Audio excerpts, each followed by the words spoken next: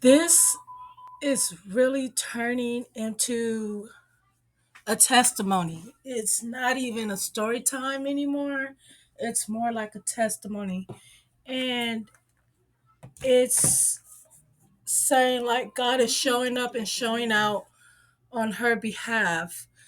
And to the people that say God's not real, this woman's telling you God is real. Hey fam, this is part 21. Oh my god, we're so far into this story. This is part 21 of Surviving Prison. So I left off telling y'all in part 20 when I was in the kitchen. That was just a side note. When I was in the kitchen and I saw the ground beef, or supposed to be ground beef. It was not ground beef. I don't know what it was, but it said not for human consumption. I took it to the food director and I'm like, hey, it says not for human consumption. And she snatched it out my hand basically and told me to go get back on the line. Get back on the line because I was serving. So I'm just like, oh my God, like that's not right. So I wrote a grievance.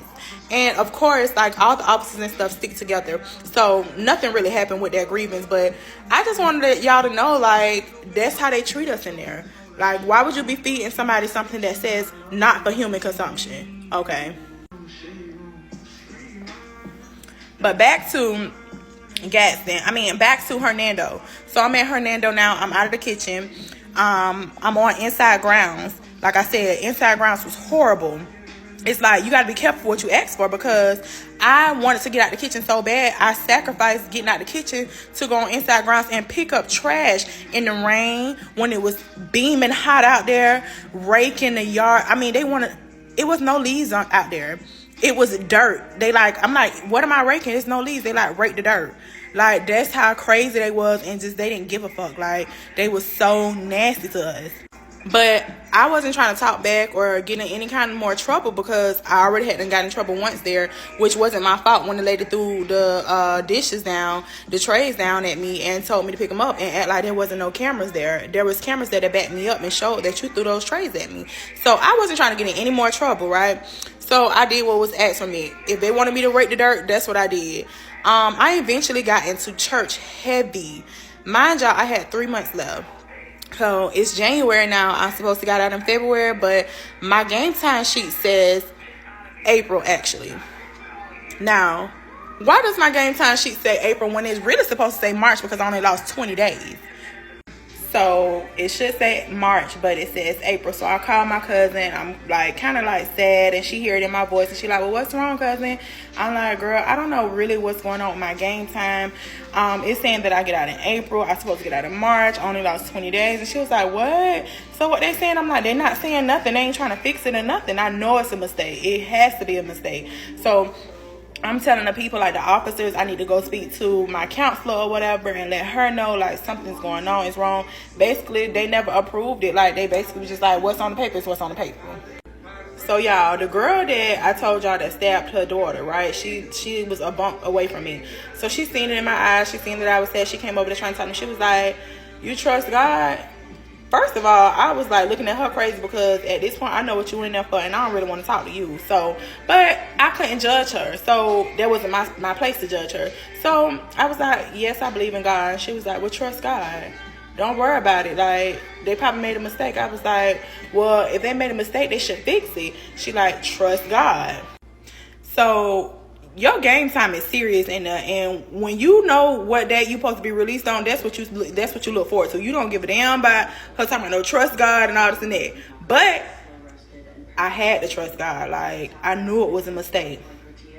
The next day I called my cousin, and she's like, cousin, you said your date say April. It says March on here. And I'm like, no, it don't. I'm looking at the paper. She like, girl, your date says March 6th. I'm like, huh? I went to bed trusting God and prayed about it. And when I woke up and I called back later on that next day, that night, she said my date changed. How does my date change overnight, y'all? How? I'm telling y'all, that's when my faith was already there. But it was just like, God keeps showing me that he gonna show up for me every time. As long as I have faith and I trust in him, he gonna do it every time. And he did. So that right there made me a real firm believer. Like, I was already a believer. If I wasn't a believer before, to see what God had did overnight for me, it was just like insane. Like, I don't even know how to describe it no more, y'all. It was just crazy.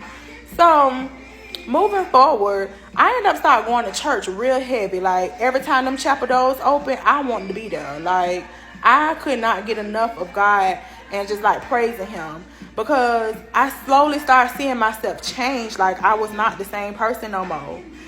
So one day I'm on the phone with my mom, and I'm telling her I don't really feel that good or whatever. My throat hurt, and I thought I just had a common cold. Well, actually I did. Child, at Hernando, they listen to your calls hard. They didn't play over there. They don't play about the phones, right? They listen to my phone calls so hard. They hear me telling my mama I don't feel good. Why do people think I got COVID and they come lock me up? So they're like, Miss Washington, we got to take you to log. So I'm like, log? What did I do? We'll explain it later. Here you go again. I'm just like, damn, like, I cannot stay out of trouble. And now I know for sure I ain't did nothing. I'm really like mad. I'm mad and I'm confused. And now here I am questioning God, because I'm just like, damn, like, I ain't did nothing. And might I add, when you go to lock, that is so traumatizing, to be locked up in a small little box, like, for 23. And then at this particular prison, you didn't even come out for 1 hour. You stayed in there every day, all day. So when I got down there, they tell me, we heard your phone call. We have to test you for COVID. And meanwhile, until your test results come back, you have to stay in log, isolated. Now, they didn't have the rapid test that they got now.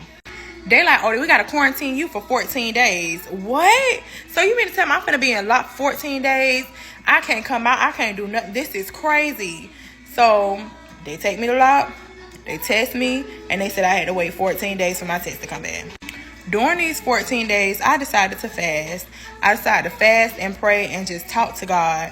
Get real close to God, because I couldn't understand why the things kept happening to me. Like, and I'm just like, God, you got to have an answer for this, because this is torture and I don't deserve this. Let me do my time. I tried to do the time because I never wanted the time to do me, right?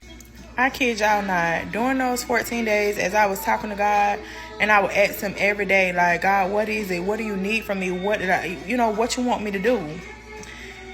I think it was like on the 11th day, God said, I heard him clearly. I just want you to be a changed woman. I don't want you to be your past. Your past will not define you. Many doors are going to open for you when you get out of here, but you have to do the right thing and trust in me. I heard it so clear, y'all. Like, oh my God, I'm getting emotional now, because I heard him so clearly. So once I was released after the 14th day, y'all, I didn't get in any trouble. Like, any trouble that tried to come towards me, anything that an officer said to me, because there was officers that would fuck with me, like, to still just say stuff to me, because they would see, like, when I go to canteen, I'm spending all this money at canteen. They know that I got sent back from work release. So anybody that gets sent back from work release, they want to fuck with you anyways. Like, they feel like, oh, you got sent back from work release, you deserve to be back in prison, blah, blah, blah. So anything that tried to attack me, I was so covered, because anything tried to attack me and come my way, it was brushed off. Like, God just like had me covered. One day, so I went back to work and on the inside grounds, and it was raining out there, y'all. They gave us a raincoat or whatever, but it was still raining, and they still wanted us out there picking up trash and doing stuff. Even when it wasn't trash out there, they wanted us to do something. So the officer, like, he was letting everybody go back in. Like, he was picking one by one, like, hey, go back to the dorm. You can go back in the dorm. You can go back in the dorm. I'm literally the last person out there in the rain. And I'm just smiling. I don't got no care in the world, because, like, I'm gonna get ready to go home. I don't care what y'all say. The officer like, Miss Washington, what you over there smiling for? So I'm just like, no reason. He like, oh, you think something funny? Do I got something on my face? Just fucking with me. So I'm like, no, sir, I'm just happy. He was like, you happy to be in prison? You happy to be back from work release? I'm just like, I just have peace. And he just like, oh, you do? Oh, okay, I'm going to show you peace. Like I'm going to leave you out here. Like, I'm going to show you peace. It still did not bother me. Like, whatever. Okay, sir. So I was like, yes, sir. And I overheard him talking to another officer, like, why she so happy? He could not figure out why I was so happy. But I just had the, like, God, grace and mercy was all over me. And nothing nobody said or did to me could break me at this point. Part 22 of Surviving Prison. So like I was saying, nothing could break me. Like anything the devil had tried to send my way to destroy me or to knock me off my pivot and knock me off focus from what God had planned for me, it didn't work.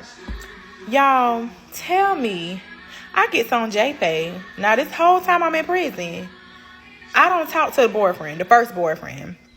Never had communications with him. I did call him a couple times when I first got to prison, but like through somebody on three-way. He never put money on his phone. He never even added me on JPay. Like, that's the least you could have did. He never did none of that, right? I got, at this point, 2 months left now. Why you add me on JPay? What is there to talk about? So he writes me on JPay and say, hey, I was just letting you know, I miss you. What happened in work release? It's been a lot going on with me. I know I haven't been there for you like I should have been, but I know you're getting ready to come home. You know, do you need anything? Mind you, he had already reached out to my mama and asked my mama when I got out or, you know, when I was coming home. My mama had already told me, and I told my mama ignore him, like, don't respond back, because at this point, I done did 3+ years, and you hadn't reached out to me not one time. You hadn't put money on your phone. You hadn't sent me $1, a quarter. And now you wondering how I was doing, and I'm finna get out in 2 months? Boy, fuck you. So I never responded to the message. I felt like, here go the devil trying some shit. He trying to stir it up, but nope, I ain't finna respond. So about a week later, he like, hello, did you get my message? And then I'm just like, why does he keep writing me like ain't shit to talk about? And I know I'm kind of going back a little bit, pause real quick, because it made me so mad to know that I reached out to him several times, y'all. So many times. And mind y'all, he did like 3 years in prison. I was up and down that road like every weekend. Every weekend, money on my phone, sending him money, just everything. Me and his mama was really, really close as well. I mean, me and his mama was closer than him and his mama. So when all this happened and stuff, I even wrote her a physical letter. And she got my letter and didn't even respond to me. So, fuck you too at this point. It's like they knew that I was going to get ready to come home and they tried to reach out to me. So I'm just like, what the fuck is going on? So he ended up, writing back again saying, hello, did you get my message? I'm trying to make sure you're straight. Do you need anything before you come home? Or do you need anything when you come home? I never responded still because I felt like at this point it's too late. And you just trying to clout chase at this point because I had already found out that he was telling people on the outside, like people that was asking about me. I think a lot of people didn't know that we had, broke up or whatever. I don't know. But they was asking him about me and he was telling them like, oh, she's straight enough. She good. I make sure she's straight. What? You literally was telling people you was sending me money, that you was talking to me, that I was good enough. I was good. Trust me, my boy, I was good. But not by you. You didn't make sure I was good. That blew my mind, y'all, when I found that out. That was crazy. So after the third attempt, he never wrote back. It was just like, okay, he got the point. Like, fuck you, I ain't fucking with you or whatever. So I moved on or whatever. Now, mind you, my friend was in there as well. She came from work release, but she also was at Gaston with me. But we were on we was in the same kind of dorm, but she was on one side and I was on the other side. She's from Jacksonville as well. Do y'all know? I thought he hadn't gave up or whatever. Do y'all know he not reached directly out to her, but he reached out to somebody that knew her, and that person wrote her on JPay and told me such and such is looking for Cierra. Tell Cierra to write him back. Y'all, he was trying so hard. And I still didn't understand, why are you trying so hard to get my attention now that I'm finna get ready to come home? Mind y'all, she telling me this through the window. And we used to sign language a lot in there. So like A, B, C, D, E. But we used to go real fast saying it. I don't even remember how to sign like that no more. G-H-I-K-L-M. Anyways, but we would sign language through the window, and she was reading. I was like, slow down, slow down, slow down. And so she was going real slow, and I was reading. I was like, I know you fucking out. So I was like, meet me at red. She meet me at red, and she like, girl, he trying to get in touch with you. You don't want to talk to him? He said he got some money. He trying to put some money on my books. Are you serious, baby? I got 2 months. I don't want nothing he got. Nothing he has to offer me, like, I can't do nothing with it. I'm good. Moving along. So, they end up trying to bring more, like how Gaston had service dogs. They tried to bring service dogs to Hernando. And the dorm that I was in, they wanted to make it the service dog dorm. Not only was it a service dog, they want to bring cats. Cats? I don't do cats at all. I love dogs, but cats, ain't no way I'm staying in any dorm. I don't care if they're in a cage, nothing. I'm not staying in no dorm with no cats. I'd rather be locked up, seriously. So once I found out or whatever that they were bringing cats and stuff to the dorm, I was like, I want to sign out to get out of this dorm. Like, I can't stay in this dorm. I'm allergic to cats. I lied. I'm not allergic to cats. I just don't like cats. So I put on the thing that I was allergic to cats or whatever. Why did I do that? I don't know why I was a target, but it seemed like I was a target. So I did the paperwork saying I was allergic or whatever. Do you know they still tried to make me stay in the dorm? Like, oh, you don't have any your medical records doesn't show anything that you're allergic to any cats or whatever. You're gonna have to stay in this dorm. Y'all, I showed out so bad. That's when I kind of lost. I ain't gonna say lost, failed the test, because like I said, I knew that God had been testing me, but I kind of failed the test because I showed out so bad, y'all. Because I honestly really hate cats. Like, I'm afraid of them. I don't like them at all. So I showed out. I started cursing the man out. I was like, because before I started, let me say, pause. Before I cursed him out, I was telling him, like, okay, well, I need to go speak to a lieutenant or somebody because I can't be in here with cats. And he was like, when you see a lieutenant around the compound, then you can talk to the lieutenant then. So cool. I ain't gotta go right now. I'll wait till it's rec time, lunchtime, something like that. When I get out these doors, I'm going to the lieutenant office and I'm gonna let them know, like, I can't be in this dorm. I don't know what this man had done told the lieutenant, but obviously he done lied and told the lieutenant that I was trying to get out of this dorm and go over there to the dorm with my girlfriend. He didn't say friend. He said my girlfriend was over there. Basically, I was dating a girl that was across the way, and I wanted to switch dorms. That blew the fuck out of me, because anybody know me, like, girlfriend, I am not gay. I ain't never been gay, never want to try nothing. Like, why would you lie on me, sir? Like, you lied. So when she said that that's what he told her or whatever I was like, ma'am, I've never been gay in my life. I've never had a girlfriend. That's my friend in that dorm, but I don't even care. Y'all ain't got to put me in that dorm. Y'all can put me in another dorm. She had already had it made up in her mind, the lieutenant, that I want to get over there with my girlfriend. So she told me no, that they wasn't moving me, that I was going to have to stand up with the dorm. With the cat. Baby, when I tell y'all I showed out so bad, they had to put me in lock because I showed out so bad. Part 23 of Surviving Prison. This is almost like, I'm going to call this a shorty, because this is a short clip. It's not going to be long at all. So, like I said, I showed out on the lieutenant and the officer that lied on me, talking about that was my girlfriend. I cursed them out so bad till they had to cuff me up and take me to law. I was just so mad and emotional because I was just like, deep down inside, I know I'm not gay. And at the same time, y'all trying to keep me in this dorm with a fucking cat. And I'm telling y'all I'm allergic to cats. I'm telling y'all this. And y'all basically fucking with me. So it was like, since y'all fucking with me, I'm finna give y'all something to, lock me up for. I cursed them out. I was calling them all kinds of stuff. I can't even remember everything I said, y'all, but I cursed them out so bad. So guess how many nights I did in there in law? 2 nights. The warden ended up coming to the lock or whatever, and basically did his rounds and was walking around. He asked me, what did I do? Why was I in there? I told him the whole story. He investigated, looked into it, and guess what? They let me out. Nobody but God, y'all, because I wasn't supposed to get out the way I cursed them people out. It was God. God sent that warden down there to talk to me. Not only that, they tried to put me back in the same dorm, but guess how God blocked it? There was no more empty beds in the dorm. There was nowhere to put me in that dorm. They tried to be nasty and still, when I got out, put me in that same dorm where the cats was at, where I showed out and told them that I was allergic to cats.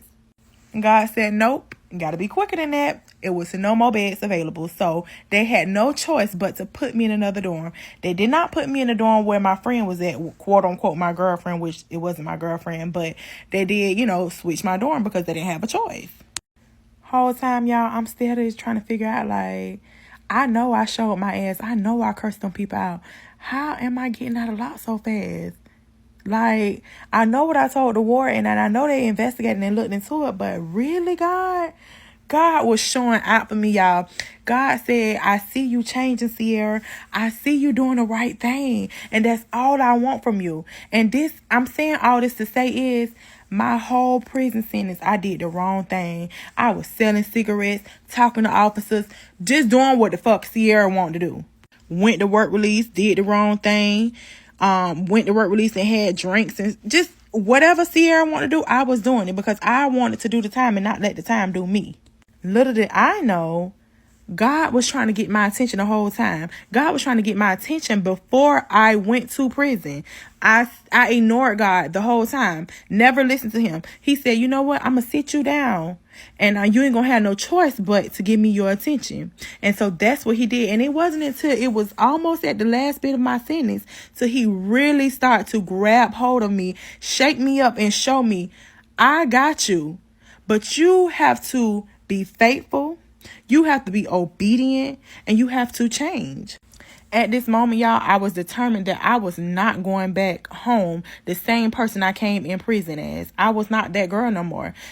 That girl that came into prison in 2018, she's long gone. She died. We had a funeral for her. We buried her ass because I'm a whole new woman. But I'm going to finish telling y'all the rest because it is going to get ready to end. I probably got like 3 or 4 more episodes. But I'm going to finish telling y'all the rest tomorrow and up until my release date. But I just wanted to share that with y'all. If you are going through anything and you don't trust God, I'm telling you right now, put your trust in God. Have faith. God is an unwavering God. You can do all things through Jesus Christ. Like, I'm telling y'all, this ain't something I'm thinking. This is something I know. Trust God, no matter what it looks like, no matter what it feel like, no matter your flesh, how your flesh feel. Because sometimes we get weak. I get weak. I be like, oh, I don't know if it's going to happen. But I always, like right now today, I always think about the things that God had took me through and put me through while I was in prison and what he showed up for me, when I was down and I didn't think that things were going to happen. So just trust God, y'all. Good night.